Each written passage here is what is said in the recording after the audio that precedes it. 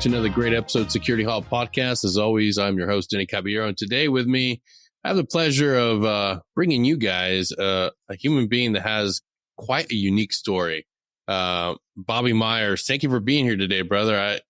Please introduce yourself and let's get started, man. I heard about you from your good friend David Usick that I just had on the show, and once he told me your story, I was like, yeah, I got to have this guy on. Like, service to others and this amazing journey of just traveling and giving of yourself so willingly in honor of those who've served. And brother, please tell us your story. Well, thanks for having me, Denny. I love your podcast.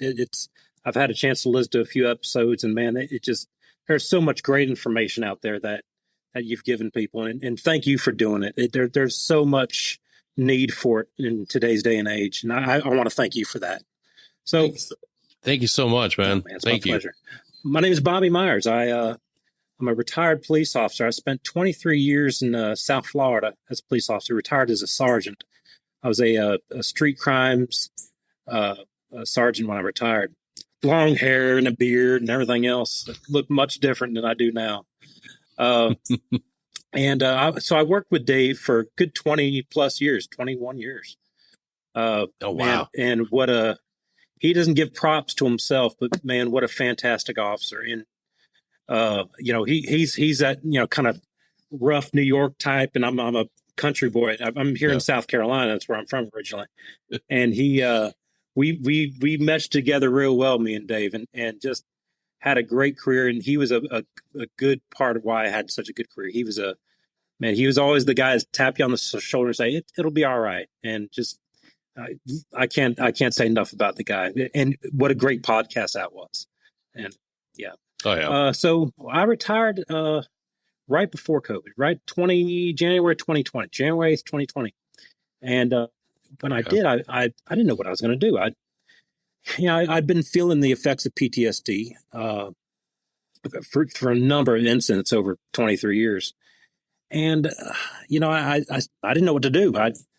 It's all I'm good at is police work. I didn't know how to, use a calculator. I was no idea. So it's funny how our community struggle with identity.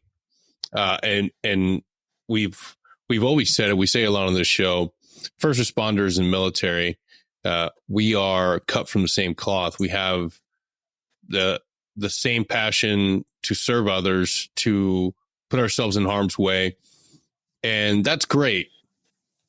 But on the other side, on the backside of it, when we step away from that mission, because everybody's identifies with the uniform, and we could wear striped overalls, we could wear a burlap sack. The uniform doesn't matter. It's the identity, the mission that we take on. That becomes who we are. It becomes our everything.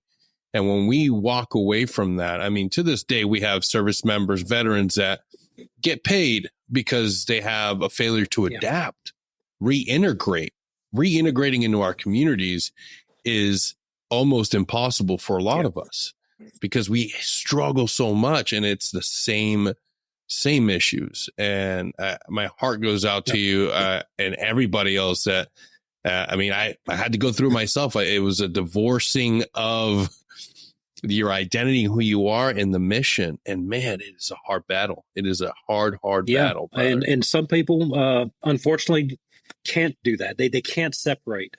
And it's sad to see. It took me a while too. I'll be honest with you.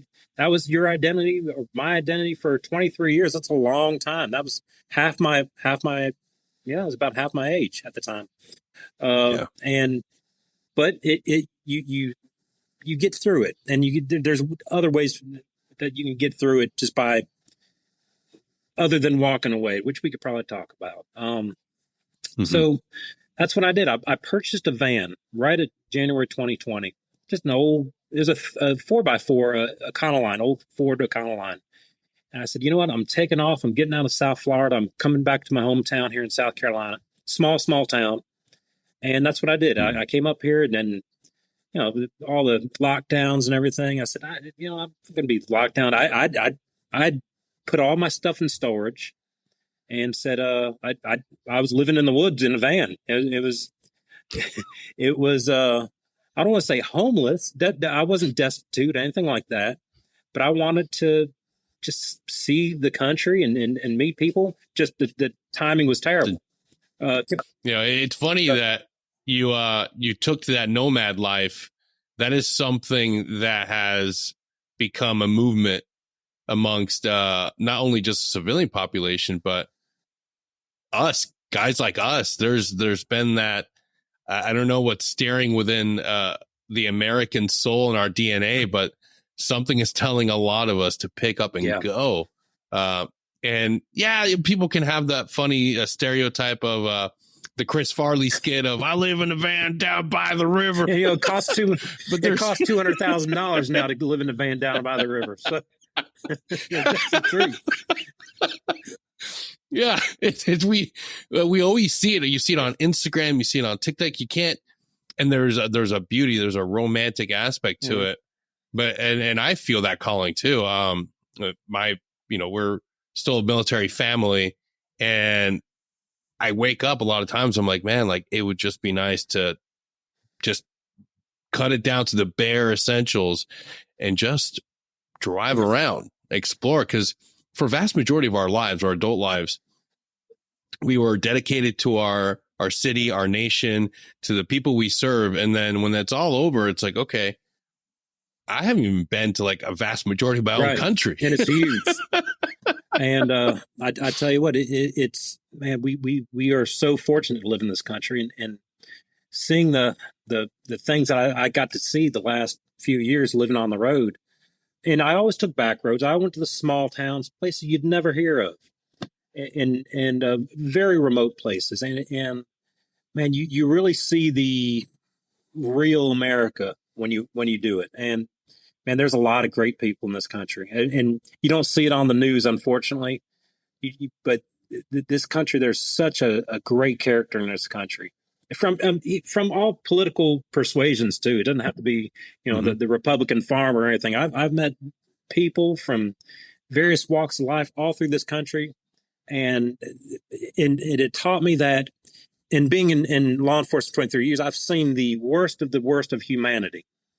And it restored my faith in humanity. It really did. There's some really amazing people out there. And I invite everybody, if you get a chance, whether it's a week, whether it's a month, whether it's a retirement thing, and try it. Go out there and explore, and don't have a schedule. Don't have an itinerary or anything. Just go and see where the wind takes you. You'll be shocked at what you discover. And it's a good shock. so that's what I did. I took off my van, but the caveat to that is, prior to my retirement, I was dealing with a lot of PTSD issues, and I went to a police psychologist, and she was an older woman, and she started, and bless this woman, she started with the World War II veterans in the late 50s that were coming to her, and they were about 40 years old at the time, give or take, 35, 40, 45 years old, a lot of these veterans at the time when she started her career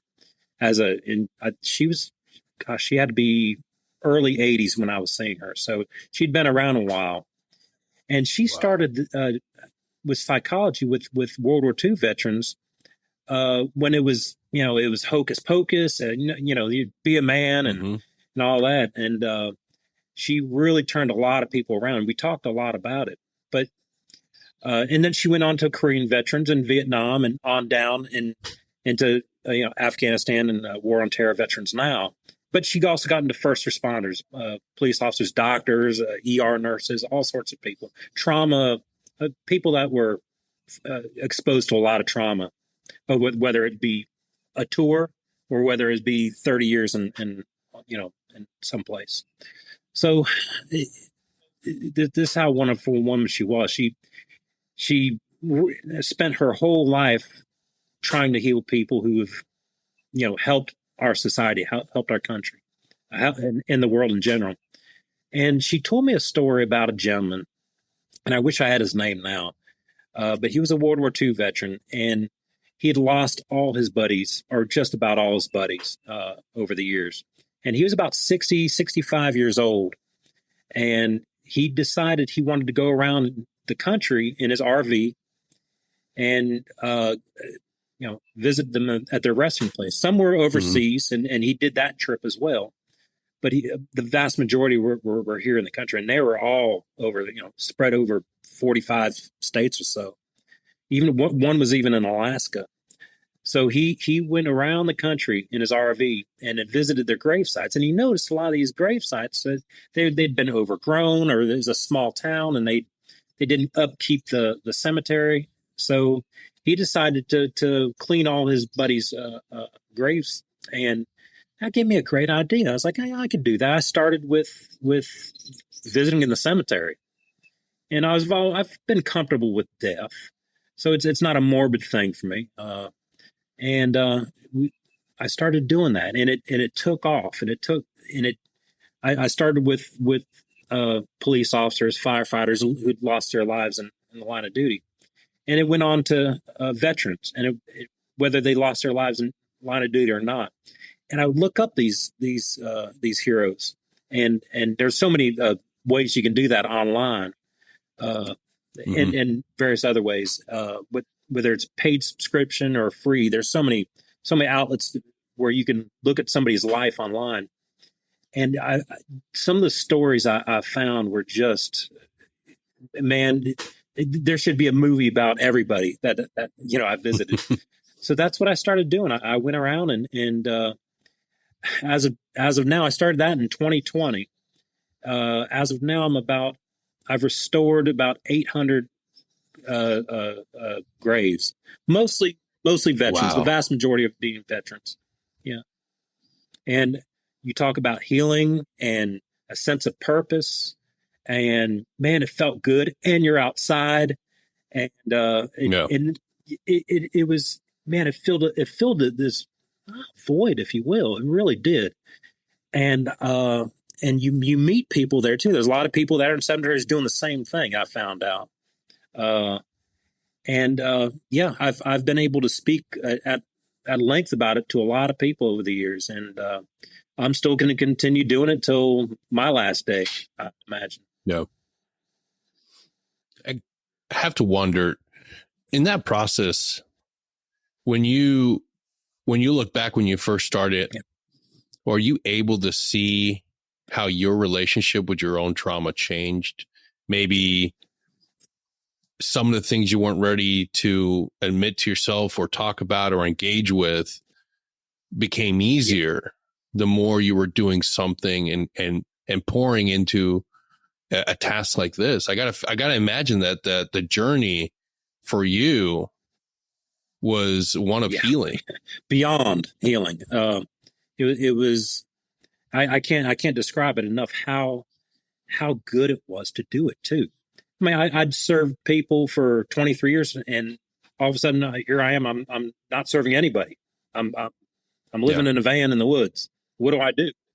But it took me all over the country, and I went to in other countries as well too. But it was a, man, beyond healing, beyond anything I can describe. And I don't know how many of y'all go out there and to your local cemeteries or not, but there's a lot of neglect, especially the smaller cemeteries. The bigger ones that they have staff there on site and everything else, but these smaller ones are, man, once somebody's buried, well, that's about it. Maybe the family will come around, but a lot of these people, their family moves on, or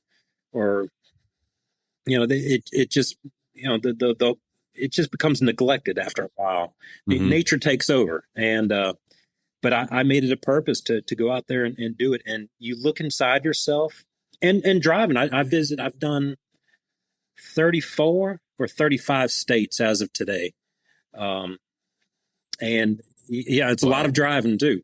So there's a lot of time to reflect and heal, and it feels great. And that's that. And I want to pause on that, on what you just said, to reflect. That's something that our brothers and sisters are not doing enough. And I know this personally, intimately, because I wasn't doing it. I wasn't, until I got help, I wasn't thinking about being still, reflecting, pausing, being mindful. And there's a power in the sitting still and reflecting on the present moment, where you're at and what you're doing. I harp and I teach mindfulness, and people are like, well, what's a big deal about attention? What's a big deal about cultivating awareness? I'm like, you don't think it's a big deal, but you're constantly complaining that you don't read anymore because I can't read. By the time I get down halfway through the page, I forget. I'm like, well, that's attention. That's awareness right there.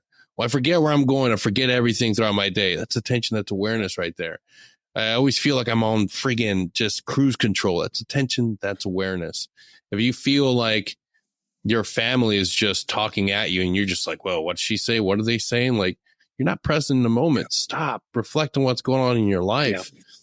Like, there's a power to that. It's important. It's vitally important that we all seek stillness in those tasks where you can, hey, anything that you do, you can do it mindfully. And I can visualize you sitting there cleaning those markers, cleaning those gravestones, and being present in that moment. And that's often enough what a lot of us need, but we're living in a world where it's 15-second sound bites, 5-second videos on TikTok, and it's keep moving on to the next thing. And that's madness. I'm on social media, but it didn't start on social media. It's just something that I wanted to do. And I was talking to a friend and I was showing him a video, because I took video before and after photos of the headstones. Yeah. The process. Yeah.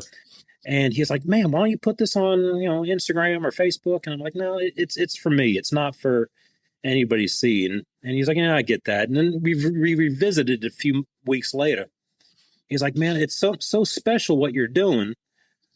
Man, put it out there. It gives people, an idea to do it. And there's not enough. There's enough graves to go around, is what he said.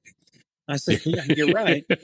I said, I'll do it. I don't want the attention on myself. I'm not an attention seeker like that. So I said, well, all right. I started my Instagram channel, and immediately it took off. And it was just before and after photos, mostly. And then I started telling the veteran stories as well. Well, this veteran was served here, and this is what he or she did. This is what their MOS was. And this is what their life was. Some unfortunately didn't live long, and some lived to be 100. So, and I've restored graves all the way back to the Revolutionary War. So it's pretty, it's pretty fascinating, and to get those stories, it's really fun. So when you start this journey, how did you decide where to go first? What was the process like? Was it just drop a finger on the map and hit it? What's all the preparatory and the work? I'm glad you asked that, because there is some prep you have to do. I started in Florida. I started actually before I retired. I would jog in a cemetery. There's not too many places that I was feeling comfortable in jogging, like on the street, or I lived right on the beach, and there was always something going on the beach. Some kind of like a flasher or something. I could stories. I lived right there in Miami Beach. It's always it's not a paradise. Only in Miami will the beach seem more of a distraction than a graveyard. It's like, man, need to get that jog in. Beach, no, graveyard. And so I started with that. I started noticing, if some flowers were tipped over, I'd go and fix them, something like that. But once I started in Florida, and then moved up to North Florida, and then eventually Georgia, South Carolina. I started those 3 states, and then when COVID hit, I just took off kind of northwest direction: Tennessee, Kentucky, Missouri, all the way out west. I went as far as Idaho. They're a little bit better out there. The environment's a little bit better for the stones out there, but there is still a lot of, you do 100-year-old stone. But as far as prepping, there's an actual way to do it, and I'm glad you asked that, because if anybody out there wants to do it, man, I invite you to go out there and research this as much as you can on how to do it. But there's a product, and I'm not endorsing this product whatsoever, as far as money or anything like that, but it's the product I use, and it's called D2. It's a D/2, and it's a biological solution. It's not, it has no chemicals that's going to affect the stone. You want these things to last 10,000 years. And people go out there with bleach and everything. You don't do that. You don't do wire brushes. Basically, you spray a little bit of stuff on there, of D2 on there. You clean it up, have some water on there, and then do another spray, and you're good. And that's all you really need to do. Even the toughest ones, you can come back 2 or 3 times. But it takes time for that solution to soak into the stone. But eventually, it's going to come out as white as this cup. It's with a marble or a granite stone. Mm-hmm. Yeah. It's funny. We as a culture, we do have this aversion to death, and acknowledging that it all ends. It all comes to an end. And I feel a lot of us are comfortable with our mourning and our grief when we can walk away from it. And then, it's different for military funerals and our military service members, especially with the brotherhood, because we do go back and we visit. But for a lot of times, especially if it's at Arlington, there's it's that ritual process. You go there, leave a coin. But I, in my mind, at least to me, I see it as a different process in a lot of civilian, brain is not working today, gravesites. And it just, to me, it feels like it's too close to home, and we leave it, we forget about it. We don't want to go back and revisit or see it as a separate act of just, not tied or not willing to tie it into just a normal act of service. We can hold two things at the same time. We can say, like, hey, this is, where my grandfather was buried. This is where my friend is buried. And I lost him, and there's some pain with that. But at the same time, I'm here not so much as a ritual to feel that grief, but to give back and to honor that person and be okay with it. A lot of times for us, I would imagine for a good amount of the population, it's like, it's done. We've been there. Let's not worry about that. Yeah. I just wonder, I feel like we're one of the few countries that do that, because anywhere else is different. There's a lot of cultures where you take your loved ones and you keep them around you. Mexico being one of them. They have a whole day dedicated to this, to going and restoring the headstones and everything. We're weird about that. Ireland, you go to Ireland, and you go to even a small cemetery about maybe 500,000 people. You'll see 5 or 6 people out there, fixing it up. And you have, Ireland's an old country. I mean, you have 1,000-year-old graves out there. They look semi-new because people take care of them, and whether they're family or not. We have a weirdness about death in this country, and I understand it to a point. I do. Being exposed to as much death as I was, I'm very comfortable with it. Not in a morbid way. I can't watch scary movies or cop shows. If somebody gave me I've always said, and this is off topic, but the worst cop movie ever made was Training Day with Denzel Washington. Man, don't get me started on that.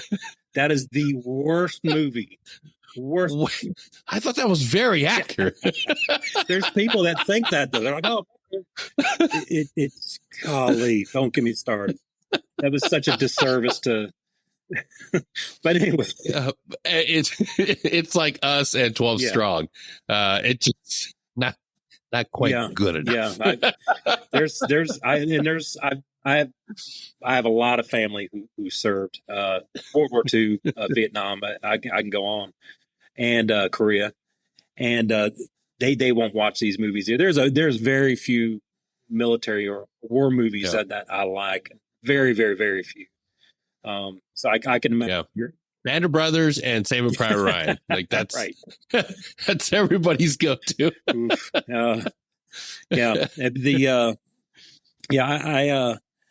But going back to what I was saying, I'm comfortable with death, and even being exposed to it, and losing friends in the line of duty, and going to my share of funerals. I'm okay with it, because it is something a journey we have to take one day.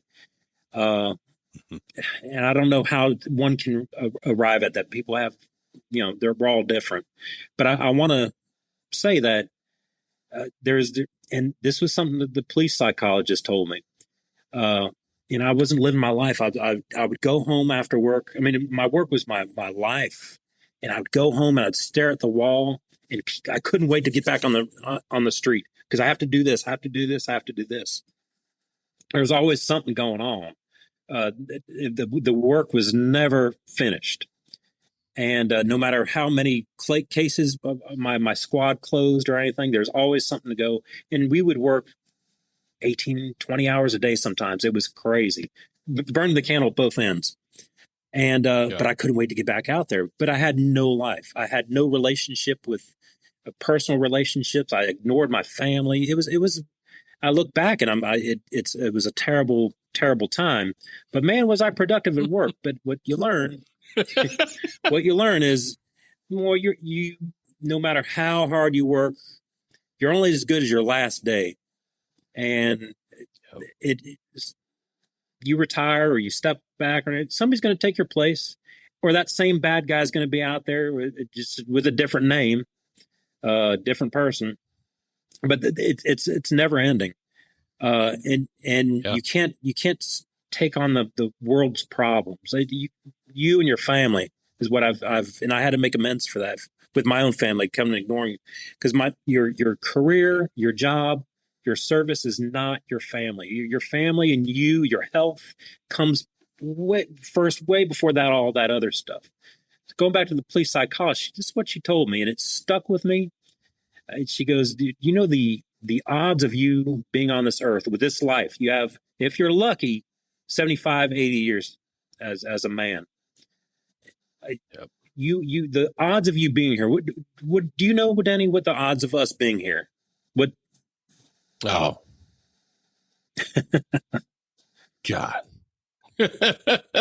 Yeah. The odds. Just the odds. No. Because she told me, and I was like, and yeah, the people smarter than us figure this number out. It is 1 in 400 trillion that you and I are here right now, this place of history and everything else, and get to enjoy this life.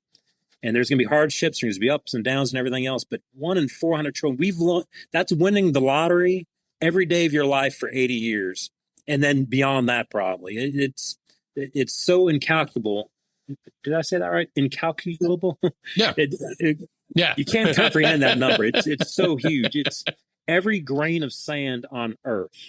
And that one little grain of sand, that's you. And that's how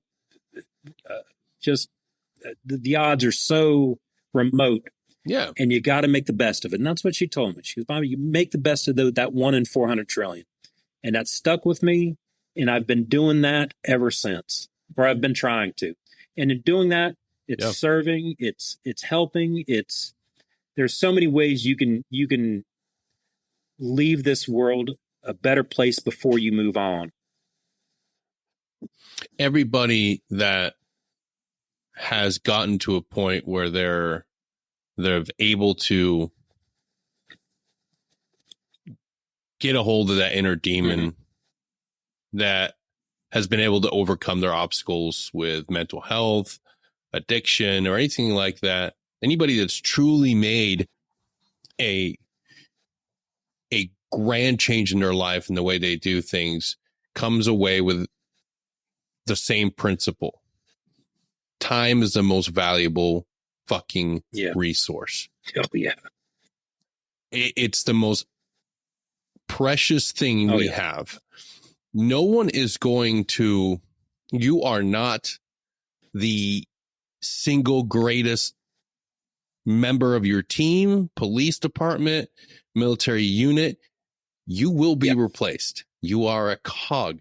You are a fixture. You are meant to be replaced. If you're doing your job correctly as a leader, you are supposed to be empowering and developing others to take over your spot. And when you are no longer capable of doing that mission, you should be willing to walk away with your head held high, proud that you were able to be around such wonderful people and be part of such a magnificent mission. And there's nothing wrong with that. Transition into your next part in life because you are needed elsewhere. When you drastically try to hold on to something, you're clawing tooth and nail. No, I can still do this. I can still do this. For what?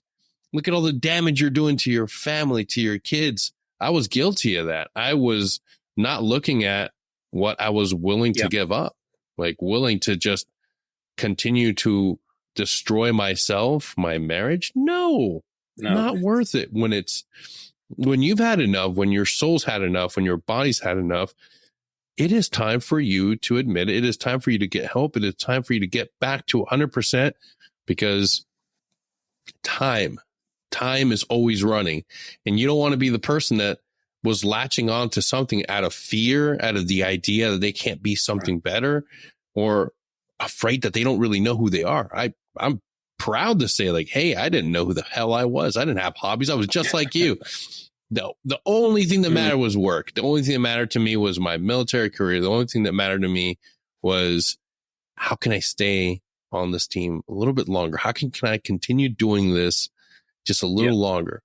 But it doesn't matter. It doesn't. In the grand scheme of things, the only thing that truly matters is your health, your family, and how you can give back to others. Because when you open up that aperture, because we're guilty, all of us are guilty of it. We're staring at me. We're looking through that scope, just looking at what's important to me, what I need this, I. When you dial back and it's like, oh shit, how can I be of service to others? How can I help other people? How can I provide something of value to that person over there or this person over here? I mean, that's what's really important. And you don't get that until you are willing to fight through and dig through all that horrible mess and get to your true identity. And that's the beauty of life. You have that chance. You have that because rarely do we have, mentors, father figures, parents that can teach us that idea of like, hey, there's something greater than you. There's something greater than you. Look of how you can help others. I know there's people out there that got that and great for them, but I think our journeys took us a little bit further out of the left field. And that's okay too. You couldn't put that any better than that. It is, we can be replaced like that. And, I've been retired 3 years and they don't even know my name there anymore. And I'm okay with that. That's okay. I know I had a great career. I made amazing friends on and off the agency, in and out of the department. And I left the place better than before I started. That's kind of how I look at it. I was able to mentor good people who are now leaders, and I'm very proud of that. And it's time to move on.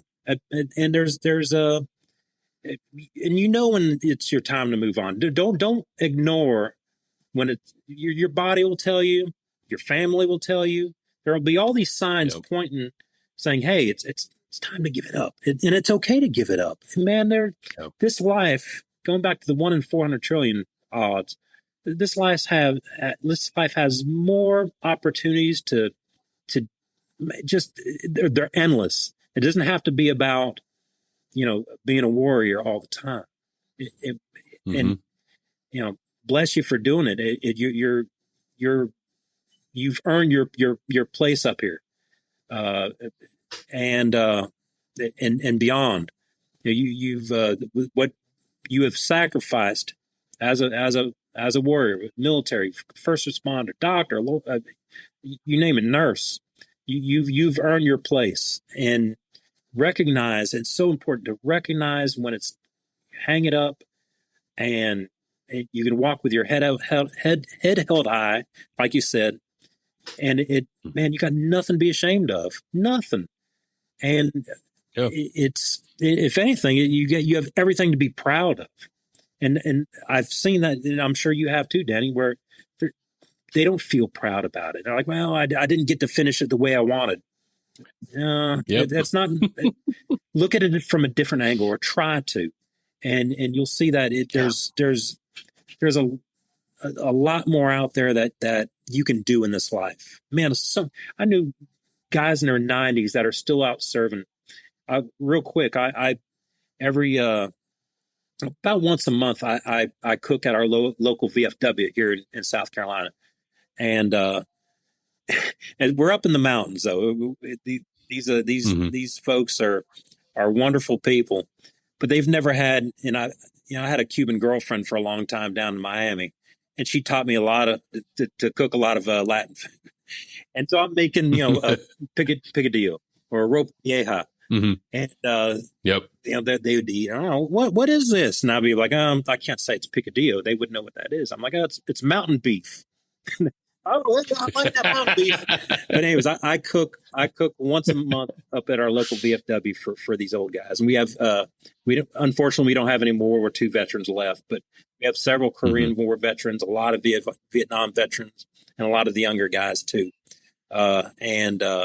Man, it's such an honor to do that. But that's what I do to give back to them. I didn't serve, and it's a regret I have in life. I served, stateside here, everything else, but it's my way of telling these guys, thank you for doing what you're doing, or doing what you did, and let me cook for you, and it's free. We don't charge or anything like that, and that's one example. And I'm not trying to shine my ass here, excuse my language, but I want to put an idea out there for any listener.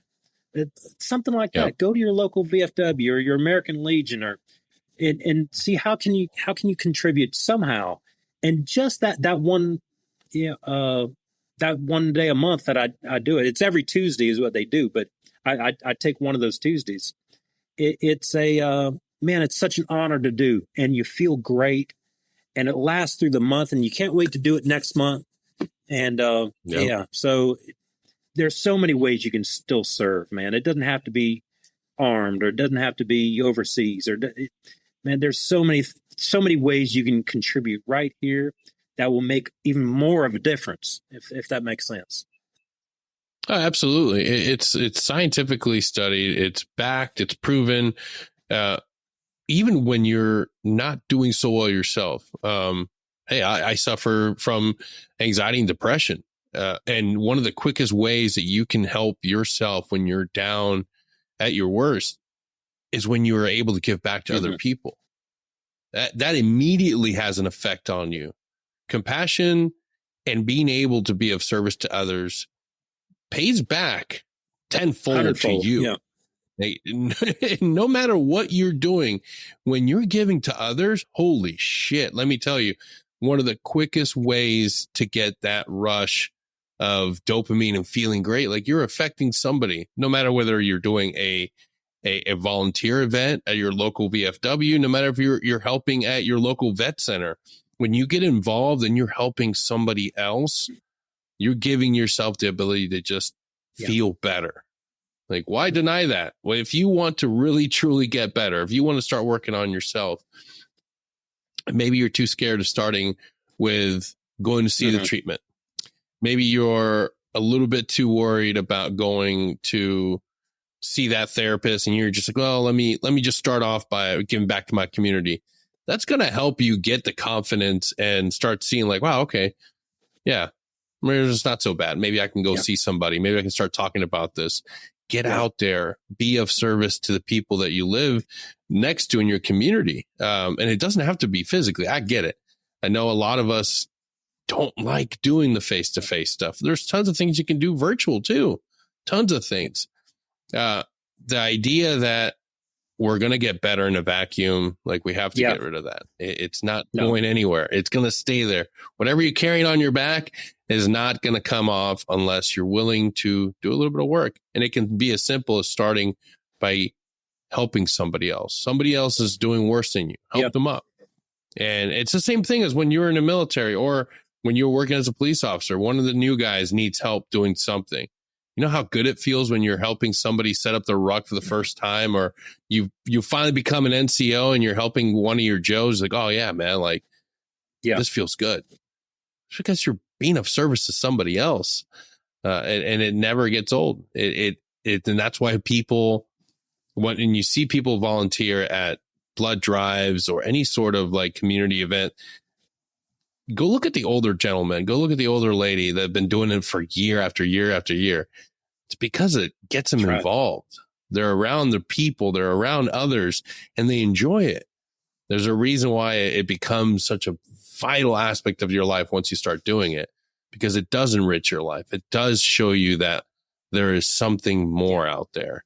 You once again, Denny, you've put that perfectly, and you know.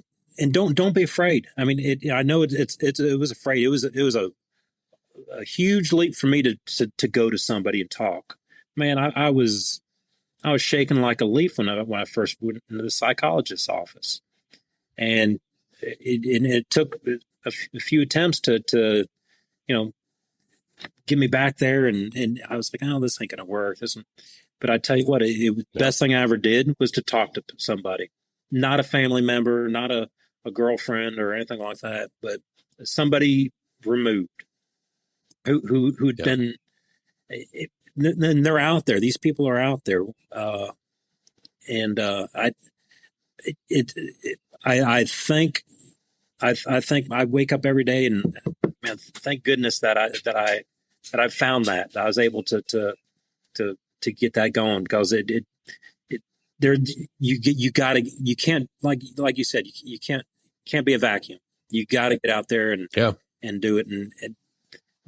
But once you get it, man, your life changes for the best. And it's, for me, it started with dead people. So it started helping dead people. It's an option. Another option. I like to give examples. I got into art. I was never very artistic. I got into art. Actually, this guy right here, this guy. Nice. It's bigger. He's That's funny because I did photography. Those are my photos. Oh, okay, all right. But and that's another great healing modality that we don't talk about enough. A lot of people. I grew up the same way. I grew up in a really bad environment and was not given the option to ever explore any artistic or let alone like do something and create something, and then through my own journey, realizing just how amazing it is to do something, create something, write poetry, take photos, paint.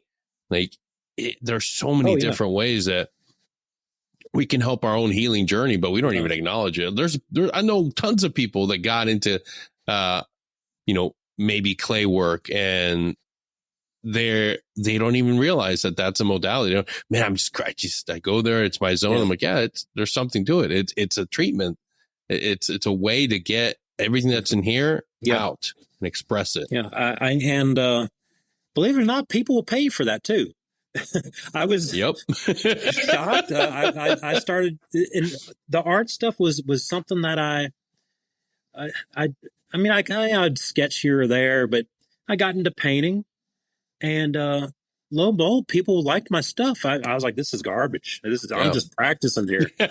And sure enough, they're and I kind of get it, because if you look at some of these artists nowadays, they a banana that's taped to the wall that sold for $120,000. If you know that one, I saw that. Yeah, I could put a banana on a wall and tape it up there and make it. That'd be great. I would charge $20 if you don't have to pay me $120,000. Man, yeah, find an outlet. And I'm sure that everybody's heard that too. But there's so many things you can do, and I'm not an internet guy, but the University of YouTube will show you how to do these things. Yeah. I mean, I did this guy, and I don't know if you can see him behind me, but that's a famous guy actually. His name was he's drawing right now. I finished him about a week ago, and it's a big painting. Nice. It's just way in the background. Yeah. But he was a moonshiner up here in the hills, up in the mountains. His name was Popcorn Sutton, and he has quite the story. He's passed on now about maybe 12, 13 years, but a character. If you look and just type in Popcorn Sutton, Sutton, and you'll find him. And he was a interesting guy, but I wanted to paint him. I was like, I got to paint him. I've never painted anybody before in my life. So here he is. But I learned how to do it on YouTube. I think you did a great job. I went on YouTube how to paint people, and I tell you what, in fact, I painted him listening to your podcast. So you can do that. You can listen to something and paint, and man, you get all this healing all around you. That's awesome. We help fuel your creativity. That's right. Yeah, recreational therapy and being able to get outside, whether it's doing something with your hands, gardening or painting, like there is something to actually being a part of your healing. And a lot of times going to a therapist can feel like, oh, I'm just here listening, or I'm just here talking. You don't really feel like you're connected with that healing. But when you go out there and you're putting yourself into oftentimes a new hobby or a new modality that you've never done before, and you find out that like, wow, like I really do have an aptitude for this. Like I'm really good at this. Like that's amazing. And for me, since I've never done any of the things that were brought to me, it felt great to finally realize that I had hobbies. I had options for doing things, because the vast majority of my life, I didn't have hobbies. I just picked up doing ththings that I thought would be better for work, that would make me a better person for my job. And that's not a way to live. No, it certainly is not. It's you're working to live. Yeah. Or I'm sorry, you're living to work. It's terrible. You can't live to work. But we do, and especially in public service of some sort. With that warrior mentality, that's what we do. That it's in our DNA, and there's no escaping Father Time. He catches up.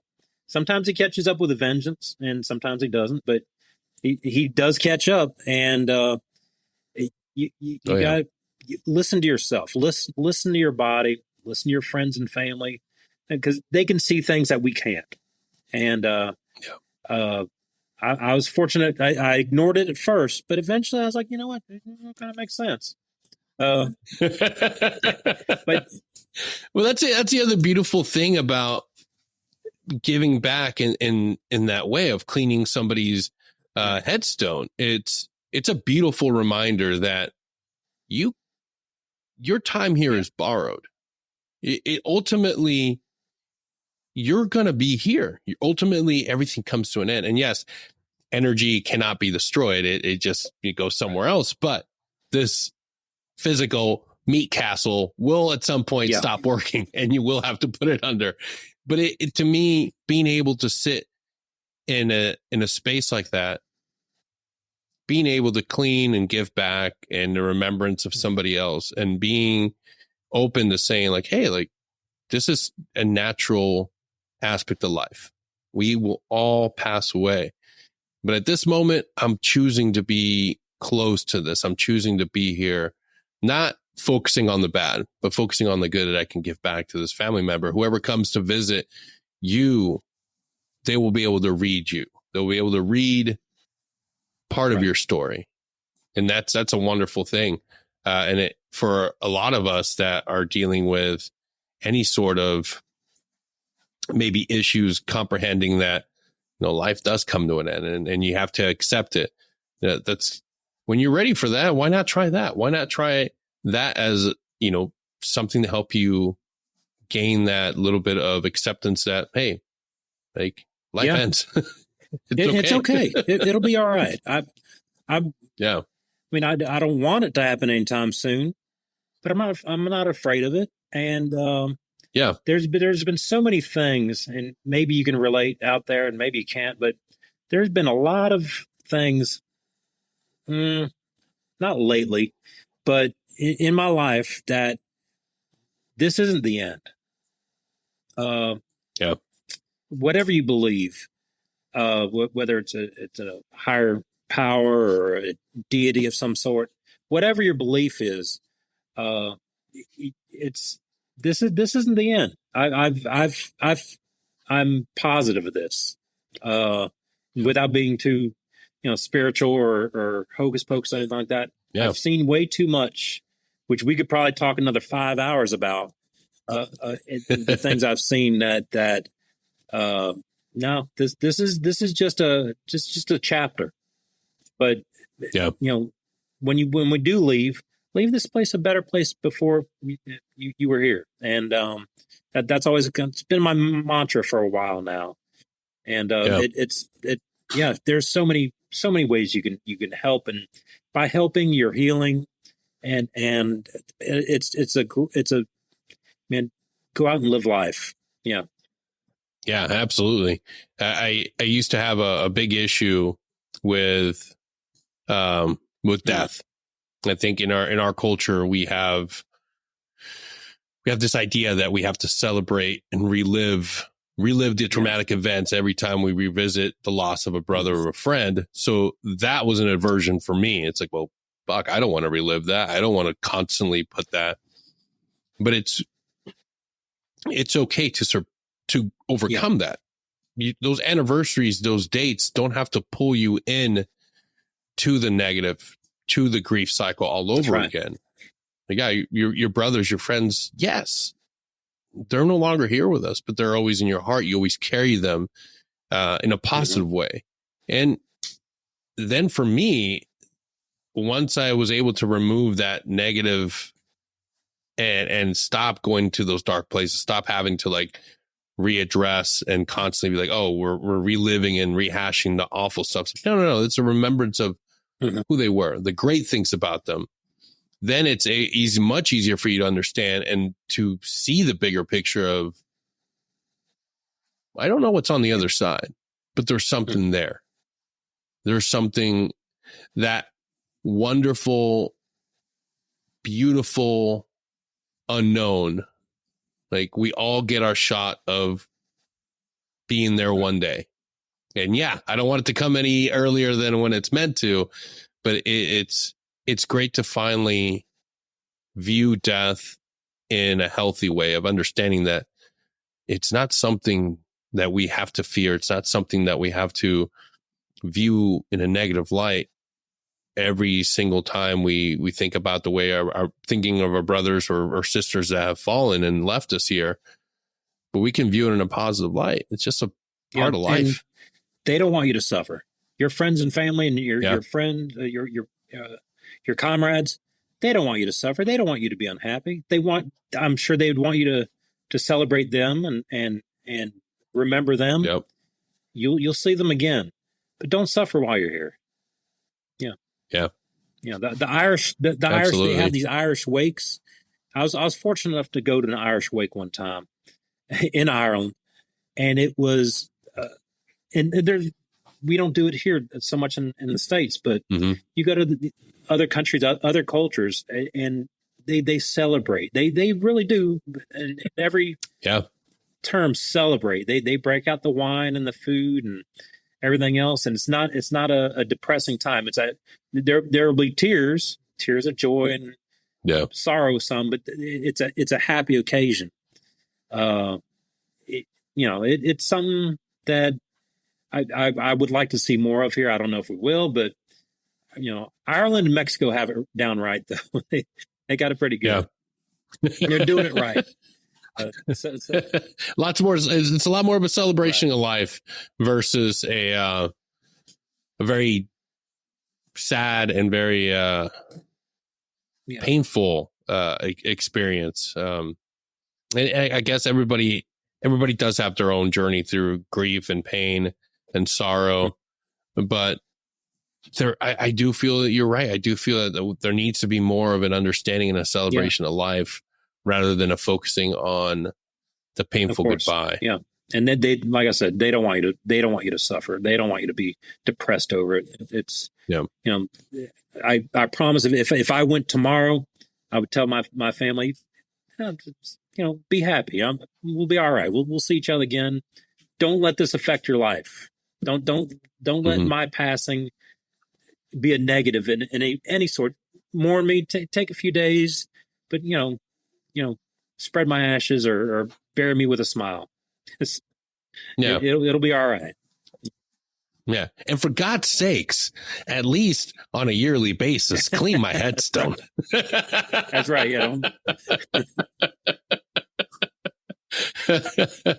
Bobby, I can't thank you enough for being here today with me. This is a great and wonderful insight to your journey. I appreciate it. And I can't wait for you to come back on because I still have a lot more questions. Before I let you go, I do want to ask, what was who's one of your favorite individuals that you met on your journey? Because I would imagine there's got to be some characters that you've come across that have made it very memorable. Man, oh man. Gosh, I nobody has asked me that question. I get asked, what's my favorite state? What's my favorite national park? All that kind of stuff. I actually avoid national parks, but what's my favorite cemetery? But my favorite person that I met on my journey, my goodness. Oh, I have a big smile because there's so many, man. And if you get the chance, y'all, to get out there and there's so many amazing people out there. Oh man, Danny, it's like when you're put on the spot, it's like, all right, tell me a joke, and it's like, oh, I know 1,000 jokes, but I can't think of. I knew it. Give me a second here. Hold on. I'm gonna answer this one. I'm not gonna let you off the hook. I gotta look at my puppy. Okay. She's in trouble. Hey, get over this is the editing part right here. Oh no, this one's staying.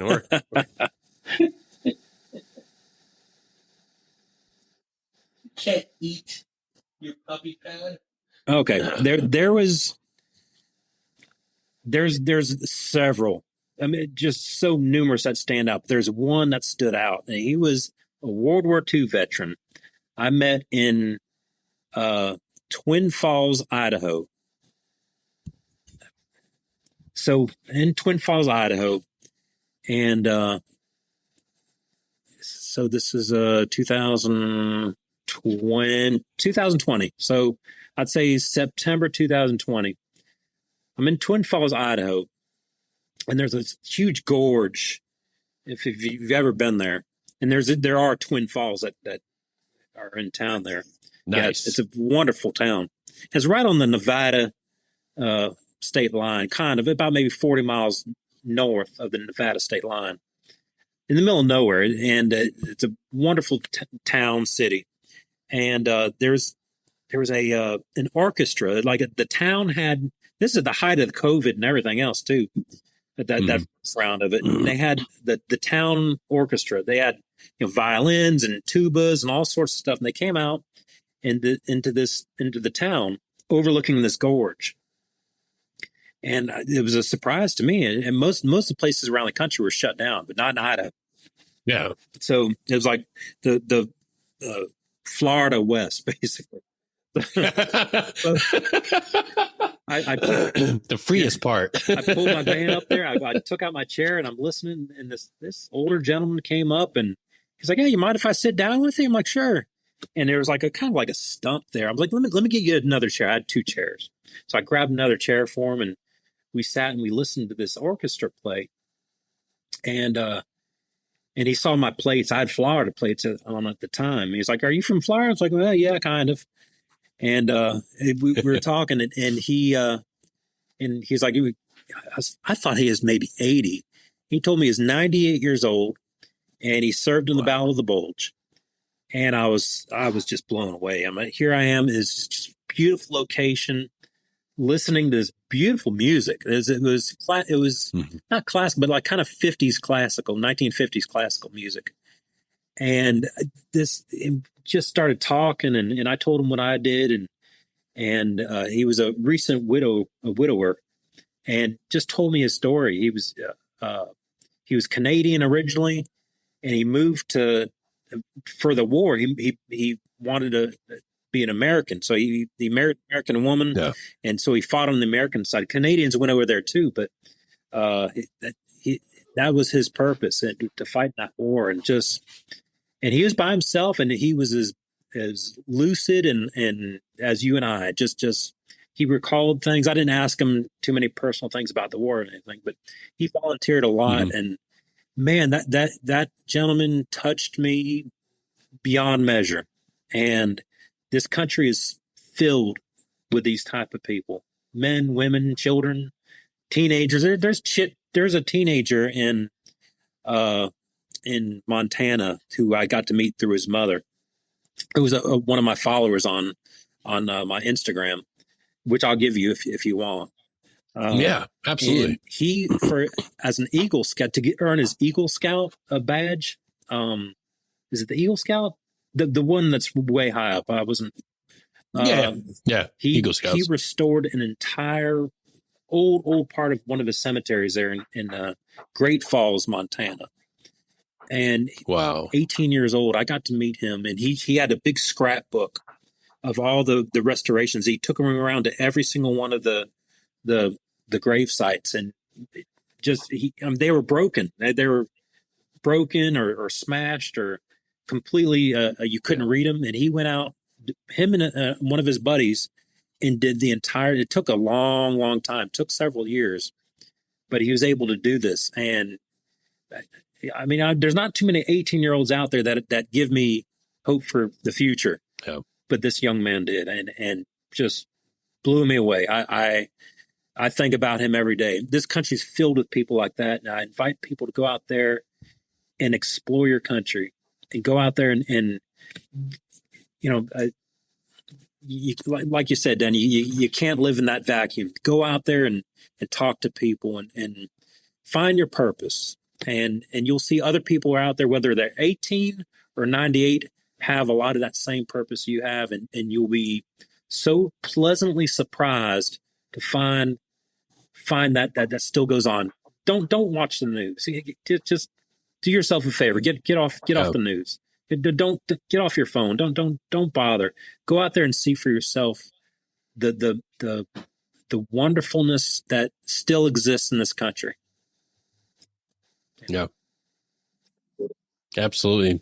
Bobby, for our audience, what's your IG handle? It is Our Heroes Headstone. So our OUR _heroes with an E, then _headstones. So, and I'm on TikTok too. I have a lot of followers on TikTok, but I was very anti-TikTok because of, their origin. Yeah, same here. But I signed up as Mickey Mouse. So Mickey Mouse, and I'm 123 Main Street, Orlando, Florida. But Disney, Cinderella's castle. Bob Iger's gonna sue the shit out of us, folks. But I don't get monetized or anything like that. And my TikTok blew up, but I'm very anti-TikTok. But Mickey Mouse. Yeah. But Instagram, I do a lot of the stuff on Instagram though. But check me out on there. And if you have any questions about my process, how I clean or prep, please just tell me how you heard about me and send me a message, and I'll absolutely answer you. Heck yeah. Bobby, one last thing. Are you writing a book? Because I feel like this is an American tale that needs to be written and told.